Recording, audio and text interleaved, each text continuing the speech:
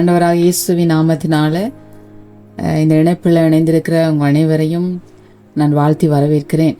கர்த்தருக்குள்ளே நீங்கள் எல்லாரும் சந்தோஷமாக இருப்பீங்க அப்படின்னு நான் நம்புகிறேன், நான் விசுவாசிக்கிறேன். கர்த்தர் தாமே இன்றைக்கு உங்களோடு கூட பேசுவாராக. ஆமென். இன்றைக்கு நாங்கள் தேவனுடைய வார்த்தையை நாங்கள் தியானிக்க போகிறோம். கர்த்தருடைய ஆவியானவர் உங்களோடு பேசுவார். நாங்கள் எல்லாரும் எடுத்துக்கொள்வோம். 2 சாமுவேல் 9வது அதிகாரத்தை எல்லாரும் எடுத்துக்கொள்ளுங்க. நான் வாசிக்கிறேன், நீங்கள் எல்லாரும் என்னோடு கூட இணைந்திருங்க. யோனத்தான் நிமித்தம் என்னால் தயவு பெறத்தக்கவன் எவனாது சவுலின் வீட்டாரில் இன்னும் மீதியா இருக்கிறவன் உண்டா என்று தாவீது கேட்டான். இந்த 9வது அதிகாரத்துல முழுவதும் ஒரு சம்பவம் இங்கே சொல்லப்படுகிறது. எங்களுக்கு தெரியும், தாவீது ராஜாவாக இருந்தார். தாவீது ராஜாவாக வருகிறதுக்கு முன்னம் அங்க சவுல் இருந்தார். சவுலுக்கு பிறகு இஸ்போத் அப்படின்னு சொல்லி ஒருத்தர் வருகிறார். பிறகு அவர் உடனே அது இல்லாம போகிறார். அதுக்கு பிறகு பாத்தீங்கன்னு சொன்னா தாவீது அந்த ராஜ்யத்துக்கு வருகிறார். இந்த நேரத்துல சவுல் தான் இங்க ராஜாவாக முதல் இருந்த அந்த காலப்பகுதியில அந்த காலப்பகுதியிலேயே தேவன் வாக்கு கொடுத்துட்டார், தாவீது ராஜாவாக வரப்போகிறார், தாவீதை நான் ராஜாவாக ஏற்படுத்த போறேன் அப்படின்னு சொல்லி ஆண்டவர் வாக்கு கொடுத்துட்டார். வாக்கு கொடுத்த பிறகு உடனே தாவீது ராஜாவாக வர இல்லை. ஆண்டவர் வாக்குத்தத்தம் கொடுத்த உடனே, தீர்க்க தரிசனமா சொன்ன உடனே அது தாவீதினுடைய வாழ்க்கையில என்ன செய்யல, நடக்கல. நிறைய காலம் எடுக்குது. நிறைய காலத்துக்கு பிறகுதான் தாவீது அங்க ராஜாவா வருகிறார். அதுக்கு இடையில பாத்தீங்கன்னு சொன்னா எத்தனையோ சந்தர்ப்பங்கள்ல தாவீதால சவுல கொலை செய்துட்டு அந்த இடத்துக்கு வர முடியும். ஆனா தாவீது அதை செய்யல. அபிஷேகம் பண்ணின ஒருவன் மேல நான் கை போடக்கூடாது அப்படின்னு சொல்லி எத்தனையோ தடவை சவுல் தன்னைய கொலை பண்ண வந்த டைம்ல கூட தாவீது அந்த தன்னுடைய அந்த உத்தமத்தில் அவர் உறுதியா இருந்தார் கடைசி வரைக்கும். அதே போல எப்படி தாவீது அந்த இடத்துக்கு ராஜாவை வருகிறான்னு சொன்னா, தாவீதுக்கு எதிரியா இருந்தது பெலிஸ்தியர். அதே மாதிரி சவுலுக்கும் பெலிஸ்தியர் எதிரியா இருந்தாங்க. இந்த பெலிஸ்தியர் என்ன செய்யறாங்கன்னா, சவுலோட யுத்தம் பண்ணி அதுல சவுலை கொலை பண்றாங்க. இந்த சூழ்நிலையில ஆட்டோமேட்டிக்கா அங்க கர்த்தருடைய வார்த்தையின்படி அங்க தாவீது என்ன செய்யறாரு, ராஜாவாக வருகிறார். அதுக்கிடையிலையும் ஒரு சம்பவம் நடக்கிறது. ஓகே, இப்ப இந்த இடத்துல பாருங்க, தாவீதுக்கு தேவன் வாக்கு கொடுத்துட்டார். எப்படி, நீ உன்னை நான் ராஜாவாக்க போறேன் அப்படின்னு சொல்லி அபிஷேகம் பண்ணிட்டார். ஆனா உடனே அது நடந்ததா? அது நடக்கல. நம்முடைய வாழ்க்கையில நமக்கு ஒரு வாக்குத்தத்தம் கொடுத்த உடனே நாங்க என்ன நினைக்கிறோம்னா, உடனே அது நடக்கணும். நடக்கும். சில வாக்குத்தத்தங்கள் உடனே நடக்கும். ஆனா சில வாக்குத்தத்தங்களுக்கு சில காலம் எடுக்கும். தாவீதை பொறுத்தளவுக்கு தாவீது பிறக்கிறதுக்கு முன்னமே கடவுள் அந்த தீர்க்க தரிசனமா அதை சொல்லிட்டாரு, தாவீது வருவான் அப்படின்றத, ராஜாவாக வருவான்ன்றது. அப்ப பிறந்த ஒரு குழந்தையை கொண்டு போய் ராஜாவாக மாற்ற முடியுமா? செய்யலாம். ஒரு குறிப்பிட்ட காலம் இருக்குது. அதே போல நம்முடைய வாழ்க்கையில ஒவ்வொரு வாக்குத்தத்தங்களும் கட்டாயம் நிறைவேறும். உங்களோட வாழ்க்கையில இயேசுப்பா கொடுத்த ஒவ்வொரு தீர்க்க தரிசன வார்த்தைகளும் நிச்சயமாய் நிறைவேறும். இன்னைக்கு இந்த வார்த்தையை கேட்டுக்கொண்டிருக்கிற உங்களோட வாழ்க்கையில நீங்க ஒருவேளை யோசிக்கலாம், என்னுடைய வாழ்க்கையில எத்தனையோ வாக்குத்தத்தங்களை இயேசுப்பா எனக்கு கொடுத்தாரு, எத்தனையோ தீர்க்க தரிசனமா என்னோட பேசினார், நிறைய தடவை உறுதிப்படுத்தினாரு, ஆனா இன்னுமே என்னுடைய வாழ்க்கையில நடக்கல அப்படின்னு நீங்க ஒருவேளை யோசிப்பீங்கன்னா, இன்றைக்கு ஆவியானவர் சொல்லுகிற ஒரு காரியம், எப்படி தாவீதுடைய வாழ்க்கையில அதை செய்தார், நிச்சயமாய் ஆண்டவர் உங்களுக்கு செய்வார். ஏன்னு சொன்னா, அவர் எங்களுக்கு உடன்படிக்கை பண்ணி எங்களை வழி நடத்துகிறார். அவர் எங்களுக்கு உண்மையா இருப்பான்னு எங்களுக்கு உடன்படிக்கை பண்ணியிருக்கிறார். அந்த தேவன் நிச்சயமா உங்களோட வாழ்க்கையில உங்களுக்கு உண்மையா இருப்பார். உங்களுக்கு கொடுத்த அத்தனை வாக்கு தத்தங்களுக்கும் அவர் உண்மையா இருப்பார். அவர் பொய் சொல்லுகிற தேவன் அல்ல. அப்ப தாவீத ராஜாவாக்குறதுக்கு அங்க என்ன நடக்குதுன்னா, தாவீதினுடைய எதிரிய வைத்தே தாவீத ராஜாவாக மாற்றார். தாவீதினுடைய வாக்கு தத்தத்தை நிறைவேற்றுகிறார் ஆண்டவர். சரியா? நீங்க ஒருவேளை யோசிக்கலாம், என் வாழ்க்கையில வாக்கு தத்தங்கள் கிடைச்சிட்டு, ஆனா எனக்கு எல்லாமே எதிரான சூழ்நிலைகளா இருக்குது. நாங்க எல்லாமே சாதகமா இருக்கும் பொழுதுதான் நாங்க என்ன யோசிப்போம்னு சொன்னா, எல்லாமே சாதகமா இருக்கு, ஓகே, கர்த்தருக்கு வாக்கு கொடுத்தாரு இல்லையா, நிச்சயமா நடக்கும் அப்படின்னு நாங்க நம்புவோம். ஆனா எதிரான ஒரு சூழ்நிலைகள் அல்லது எதிரான ஒரு மனிதர்கள், சத்துருக்கள் எங்களுக்கு பெருகி கொண்டு போகும் பொழுது நாங்க என்ன யோசிப்போம், ஆண்டவரே, நீங்க எனக்கு கொடுத்த வாக்கு தத்தத்துக்கும் இன்னைக்கு நடக்கிற சம்பவத்துக்கும் சம்பந்தமே இல்லையே, எப்படி இதெல்லாம் என்னுடைய வாழ்க்கையில நடக்கும் அப்படின்னு நாங்க யோசிப்போம். சரியா? ஆனா தாவீது அதை யோசிக்கல. சொந்த பிள்ளை கொலை செய்ய வந்தான், சவுல் ராஜா கொலை செய்ய வந்தான். ஆனா அந்த டைம் எல்லாம் அவர் யோசிக்கவே இல்லை. அவர் ஒவ்வொரு டைமும் தன்னை திடப்படுத்திக் கொள்றார். என்ன ஆத்துமாவே நீ கர்த்தரை ஸ்தோத்திரி, ஒவ்வொரு டைம் அந்த ஆத்துமா வந்து பலப்படுத்தி கொள்றாரு. அந்த வாக்குத்தத்தம் அவருடைய வாழ்க்கையில நிறைவேறுது. எப்படி?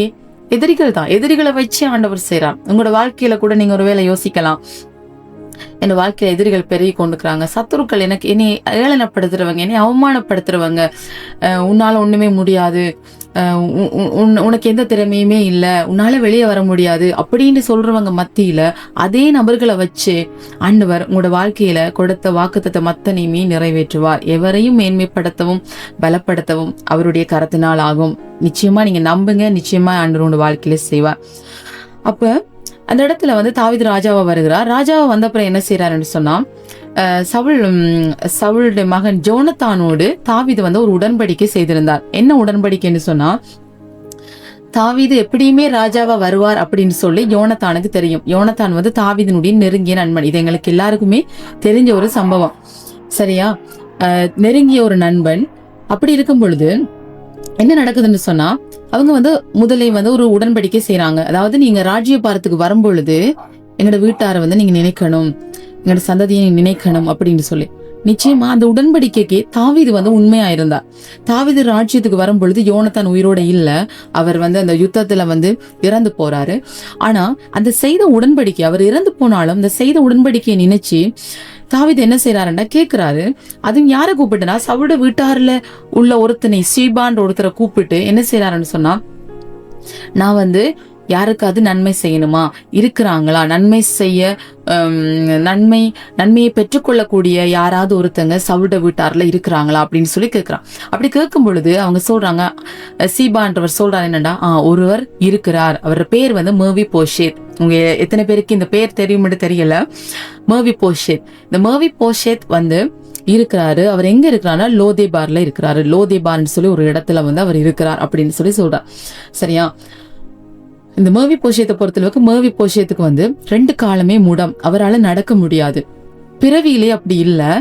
அவர் அந்த சின்ன வயசுல அவங்கள பார்த்துக்கொள்ள அந்த கைம்பெண் என்ன செய்யறான்னு சொன்னா, தூக்கி கொண்டு போற வழியில விழுந்து போறோம். மேவி போஷியத் சின்ன வயசுலயே கீழே விழுந்து கால் 2மே மூடமாகுது. அதுக்கு பிறகு அவரால் வந்து நடக்க முடியல. அப்படிப்பட்ட ஒரு நபராக இந்த மேவி போஷியத் இருக்கிறாரு. ஆனா தாவீது கேட்கும் பொழுது மேவி போஷியத் வந்து வளர்ந்து திருமணம் பண்ணி அவருக்கு ஒரு பிள்ளையும் இருக்குது. அப்படிப்பட்டதான ஒரு நிலைமை. அப்படி இருக்கும் பொழுது சவுடு வீட்டார்ல உள்ள சீபாண்ட் ஒருத்தர் அழைச்சு கேட்கிறாரு, நான் வந்து யாருக்காவது நன்மை செய்ய வேண்டிய, நன்மையை பெற்றுக்கொள்ளக்கூடிய ஒருத்தன் சவுட வீட்டார்ல யாராவது இருக்கிறாங்களா அப்படின்னு கேட்கும் பொழுது சொல்லுகிறார், மேவி போஷியத்தின் ஒருத்தர் இருக்கிறார் அப்படின்னு சொல்லி. அந்த நேரத்துல நீங்க பாருங்க, மேவி போஷியத்தோட லைஃபை யோசிச்சு பாருங்க. மேவி போஷியத்தை பொறுத்தளவுக்கு தன்னுடைய அப்பா, தன்னுடைய தாத்தா எல்லாருமே கொலை செஞ்சுட்டாங்க, சரியா? யாருமே இல்ல. ராஜ்யம் ஒரு என்ன சொல்றது, ஒரு நாட்டை ஆட்சி செய்தவங்க எல்லாருமே இறந்து போயிட்டாங்க. ஆனா இவர் மட்டும் எங்க போயிருக்காரு? லோதேபார்ன்ற ஒரு இடத்துல போயிட்டு இருக்கிறார். லோதேபார் என்ற அர்த்தம் என்னன்னு சொன்னா செழிப்பற்ற ஒரு இடம், சரியா? ஆனா தாவீது எங்க இருக்கிறாரு? ஒரு வாக்குத்தத்தத்தின் இடம், வாக்குத்தத்தத்தின் பூமியில அவர் அரசாண்டு கொண்டிருக்கார். அது வந்து பசுமையான ஒரு இடம், சரியா? இப்ப இந்த மேவி போஷித் எங்க இருக்கிறாரோ ஒரு செழிப்பற்ற இடத்துல இருக்கிறார். இப்ப தாவீது என்ன சொல்லி அனுப்புறாருன்னா, நீங்க போயிட்டு அவனை கொண்டு வாங்க அப்படின்னு சொல்லி அழைப்புற. நீங்க அதுக்கு பிறகு உள்ள வசனங்களை நீங்க வாசிச்சு பார்க்க முடியும். 3வது வசனத்தை பாருங்க. 9வது அதிகாரம் 3வது வசனம்.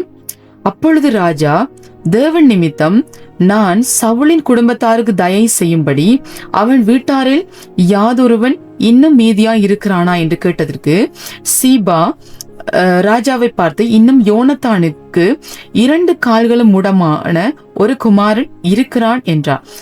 அவன் எங்கே என்று ராஜா கேட்டதற்கு சீபா ராஜாவை பார்த்து, இதோ அவன் லோதேபார்லே அம்மியேலின் குமாரனாகிய மாகீரின் வீட்டிலே இருக்கிறான் என்று சொல்லும்போது, அதுக்கு பிறகு நீங்க பாருங்க, தாவீது வந்து சொல்றாரு, அழைச்சு கொண்டு வாங்க அப்படின்னு சொல்றாரு. அப்படி சொல்லும் பொழுது உண்மையிலே மேவி போஷித் என்ன செஞ்சிருக்கணும்? பயந்துருப்பார்.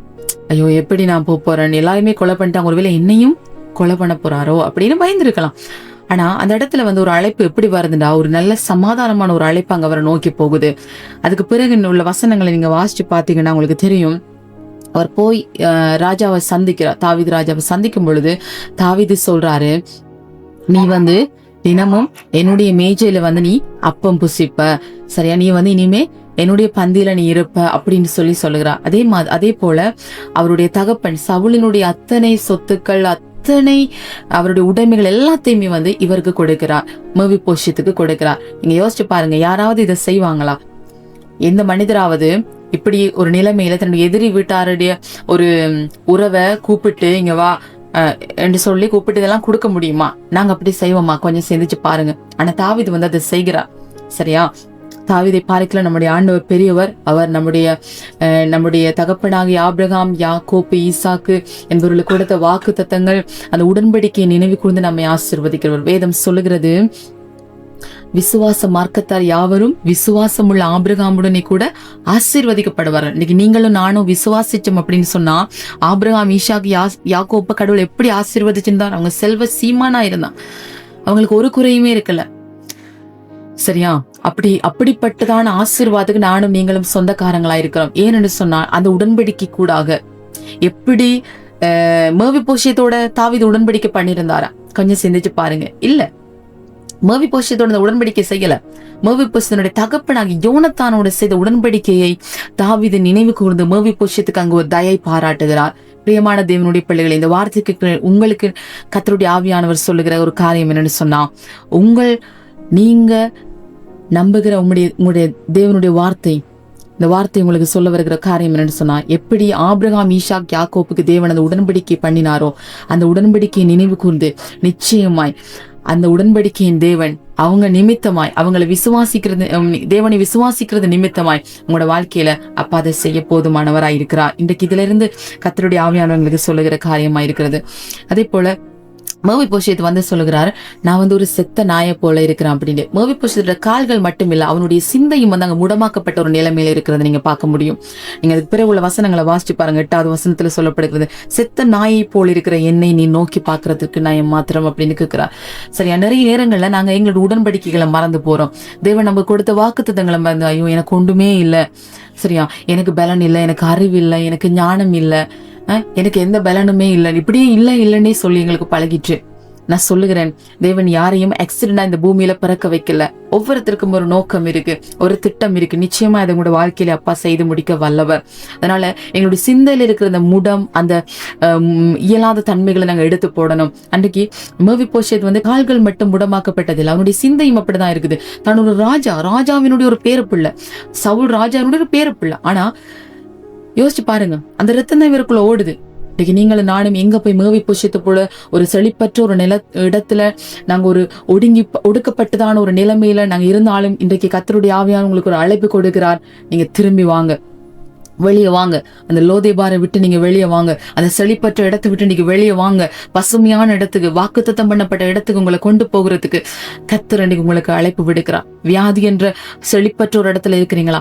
வறுமை என்ற செழிப்பற்ற இடத்துல இருக்கிறீங்களா? தரத்திரம், குறைவு இல்லை, எப்ப பார்த்தாலும் இந்த வாழ்க்கையில இல்லை, இப்படிப்பட்டதான ஒரு என்னுடைய வாழ்க்கையில பலவீனம், எனக்கு எதுவுமே வெற்றி இல்லை, இந்த வாழ்க்கையில எந்த ஒரு வெற்றியுமே நான் பார்க்கல, அப்படிப்பட்டதான ஒரு சூழ்நிலை நீங்க இருக்கிறீங்களா? இன்னைக்கு கர்த்தருடைய ஆவியானவர் உங்களுக்கு அழைப்பு கொடுக்கிறார். அந்த லோதேபாரை விட்டு நீங்க வெளியே வாங்க, அந்த வாக்குத்தத்தம் பண்ணப்பட்ட இடத்துக்கு கர்த்தர் உங்களை கொண்டு போக விரும்புறா. இன்னைக்கு இந்த வார்த்தை கூட ஒரு வார்த்தை சும்மா வராது, உங்களோட வாழ்க்கையில கர்த்தர் அதை நிறைவேற்ற வல்லவர். அதுக்கு பிறகு 11வது வசனத்துல சொல்லப்படுகிறது, ராஜகுமாரரில் ஒருவனை போல மேவிபோஷேத் என் பந்தியிலே அசனம் பண்ணுவான் அப்படின்னு சொல்லி. ராஜகுமாரரில் ஒருவரை போல. அப்பா துரோகம் பண்ணி அவர் இறந்து போறார். ஆனா அப்படிப்பட்ட ஒரு ஒரு ஒரு குடும்பத்துல பிறந்த அந்த மேவிபோஷேத் 2 காலம் முடமாக்கப்பட்ட நிலைமை பாருங்க. ஒரு மேசைக்கு அந்த மேசையில நாங்க இருக்கும் பொழுது எங்களோட கால்கள் முடமாக்கப்பட்டிருந்தா அது தெரியுமா? தெரியாது.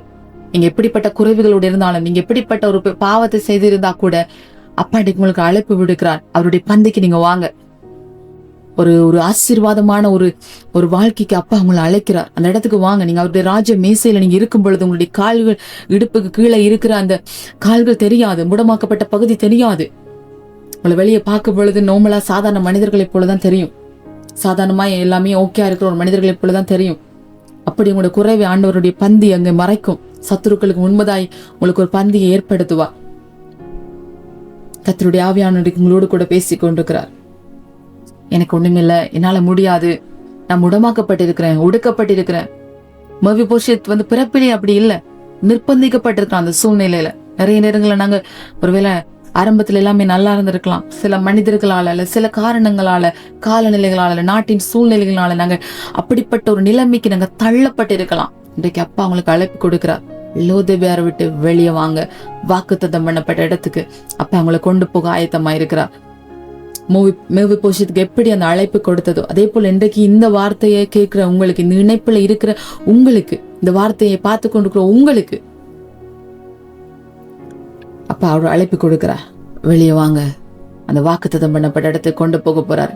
எப்படிப்பட்ட ஒரு நிலைமையா இருந்தாலும் சரி, அவங்களை கொண்டு போக வல்லமை உள்ளவராக இருக்கிறார். நீங்க இருக்கிற இடத்துல கண்களை மூடுங்க, நாங்க செபம் பண்ணுவோம். அப்ப அவங்களோட வாழ்க்கையில பெரிய காரியங்களை நாங்கள் செய்வார். நான் செபிக்க போகிறேன், நீங்க கண்களை மூடுங்க. அப்ப அவங்களோட வாழ்க்கையில என்ன வாக்குத்தத்தங்கள் கொடுத்தார் எல்லாத்தையும் நீங்க நினைச்சு பாருங்க. அப்ப அவங்களை எப்படி வெப்பனெல்லாம் வாக்குத்தத்தம் கொடுத்திருக்கிறார், தீர்க்க தரிசனமா பேசி இருக்கிறார். இன்னைக்கு மறுபடியும் அதை உறுதிப்படுத்துறார். ஒருவேளை உங்களோட தீர்க்க தரிசனங்கள், அழைப்புகள், உங்க மேல இருக்கிற அழைப்பு, உங்க மேல இருக்கிற அபிஷேகம், உங்களுக்கு அப்பா கொடுத்த வாக்குத்தத்தங்கள் நீங்க மறந்து போய் இருப்பீங்கன்னு சொன்னா, இன்றைக்கு அப்பா உங்களுக்கு அதை ஞாபகப்படுத்துறாரு. இதெல்லாம் மறந்து போய் எங்கேயோ ஒரு லோதேபார்னு சொல்ல ஒரு செழிப்பற்ற ஒரு இடத்துல நீங்க ஒடுக்கப்பட்டு பயந்து போய் நீங்க இருப்பீங்கன்னு சொன்னா, இன்றைக்கு அப்பா சொல்றாரு, வெளியே வாங்க. ராஜாவின் அந்த பந்தியில போஜனம் பண்ண அப்பா அழைக்கிறாரு. ராஜ மரியாதையோடு வாழுகிறதுக்கு அப்பா அழைக்கிறாரு. உங்களோட வாழ்க்கையில நீங்க இழந்து போன, உங்களோட சந்ததி இழந்து போன அந்த நன்மைகளை திரும்ப கொடுக்கறதுக்கு அப்பா உங்களை அழைக்கிறாரு. தன்னுடைய தகப்பனார், அவருடைய தகப்பனார் இழந்து போயிட்டாங்க. சொத்துக்கள் எல்லாம் பறிமுதல் செய்யப்பட்டுட்டு வேறொரு அங்க ஆட்சி வந்துட்டு அப்பா அன்றைக்கு உங்களை அழைக்கிறார். நீங்க ஒருவேளை யோசிக்கலாம், என்னுடைய அப்பா அம்மா எல்லாம் நான் இழந்து போயிட்டேன், அவங்க எல்லாம் சேர்த்து வச்ச எல்லாத்தையும் நான் இழந்து போயிட்டேன். அப்பா அன்றைக்கு எல்லாத்தையும் திரும்ப தர உங்களை அழைக்கிறார். அவருடைய பந்திக்கு அழைக்கிறார். தைரியமா வாங்க, தைரியமா வாங்க. அப்பா பிள்ளைய அழைக்கிறாரு. நீங்க எந்த சூழ்நிலை இருந்தாலும் சரி, அப்பா உங்களுக்கு அந்த அழைப்பு கொடுக்கிறார். லோதேபார் விட்டு வெளியே வாங்க. ஒரு ஆசீர்வாதமான ஒரு வாழ்க்கைக்குள்ள அப்பா அவங்களை கொண்டு போவார். சுகமான ஒரு வாழ்க்கை, செழிப்புள்ள ஒரு வாழ்க்கை, நன்மையான ஒரு வாழ்க்கை அப்பா அவங்களை கொண்டு போக ஆயத்தமா இருக்கிறார். கண்களை மூடுவோம், நாங்கள் செபம் பண்ணுவோம். பிதாவே, இந்த நேரத்துல உம்முடைய குமாரன் இயேசு கிறிஸ்துவின் நாமத்தினால இந்த இணைப்புல இணைந்திருக்கிற, இந்த வார்த்தையை கேட்கிற ஒவ்வொருவருக்காக நான் செபிக்கிறேன். அப்பா, எப்படி அந்த தன்னுடைய வாழ்க்கையில ஒன்றுமே இல்லை, நான் ஒடுக்கப்பட்டு இருக்கிறேன், என்னுடைய சந்ததி இல்லை, என்னுடைய சொத்துக்கள் இல்லை, என்னுடைய பரம்பரை சொத்து எதுவுமே இல்லை, ஒரு தனிமரமா நான் நிற்கிறேன், என்னுடைய கால்களும் முடமாக்கப்பட்டு இருக்கிறது, நான் எப்படி என் வாழ்க்கை மாறும்? இப்படிப்பட்ட பல கேள்விகளோடு இருந்த மேவிபோஷத்துக்கு ஒரு அழைப்பு போகுது. ராஜா அழைச்சி, ராஜ மரியாதையோடு அத்தனை இழந்து போன அத்தனையும் அங்கே திரும்ப கிடைக்கிறதை போல இன்றைக்கு இந்த வார்த்தை கேட்கிற ஒவ்வொரு பிள்ளைகளோட வாழ்க்கையில அந்த நன்மை கடந்து வரட்டும். அந்த பிள்ளைகள் அந்த இடத்தை விட்டு வெளியே வரட்டும். முதலாவது சிந்தையில வெளியே வரட்டும். ஓ, அப்பா எனக்கு கொடுத்த உடன்படிக்கை அவர் நினைவு கூறுகிறவர். அப்பா எனக்கு உண்மையா இருக்கிறேன், எனக்கு என்னோட உடன்படிக்கை பண்ணியிருக்கிறார், அவர் எனக்கு உண்மையா இருப்பார், நிச்சயமா அவர் எனக்கு உண்மையா இருப்பார். அந்த தைரியத்தோட முடிய பிள்ளைகள் வெளியே வரட்டும். உங்களோட வாழ்க்கையில அந்த நன்மையை பார்க்கட்டும் என்று நான் ஜெபிக்கிறேன். அப்பா, என்ன காரியம் உங்களோட வாழ்க்கையில இழந்து போயிருந்தாலும், என்ன காரியம் உங்களோட வாழ்க்கையில முடமாக்கப்பட்ட நிலைமையில இருந்தாலும், இயேசுவின் நாமத்தினால இன்றைக்கு எல்லாம் திரும்ப வரட்டும். எல்லாம் இன்றைக்கு திரும்ப வரட்டும். டடி, உமக்கு நன்றி, நன்றி பிதாவே, நன்றி. வார்த்தைக்கு ஒவ்வொரு பிள்ளைகள் நான் இயேசுவின் நாமத்தில் ஆசீர்வதிக்கிறேன். அவனோட வாழ்க்கையில மேவிபோஷத்தினுடைய வாழ்க்கையில எப்படி எதிர்பாராத விதமாக ஒரு சூப்பர்நேச்சுரலா அங்க ஒரு நன்மை வந்ததோ, அதே போல இன்றைக்கு இந்த வார்த்தைக்கு ஒவ்வொரு பிள்ளைகளோட வாழ்க்கையிலும் இயற்கைக்கு அப்பாற்பட்ட விதத்துல அந்த நன்மைகள் வரட்டும், அந்த அழைப்பு வரட்டும். இயேசுவின் நாமத்தில் ஆசீர்வதிக்கிறேன். பரிசுத்த ஆவியானவர் எங்களை வழிநடத்தினதற்காக நன்றி. நீங்க உங்களுடைய பிள்ளைகளோடு இடைப்பட்டதற்காக நன்றி. இந்த வார்த்தைக்காக நன்றி. இயேசு கிறிஸ்துவின் நாமத்தினாலே எங்களை தாழ்த்தி உம்மை உயர்த்தி நன்றி செலுத்தி செபிக்கிறோம் ஜீவனுள்ள நல்ல பிதாவே. ஆமேன், ஆமேன். கர்த்தர் தாமே உங்களை ஆசீர்வதிப்பாராக. God bless you.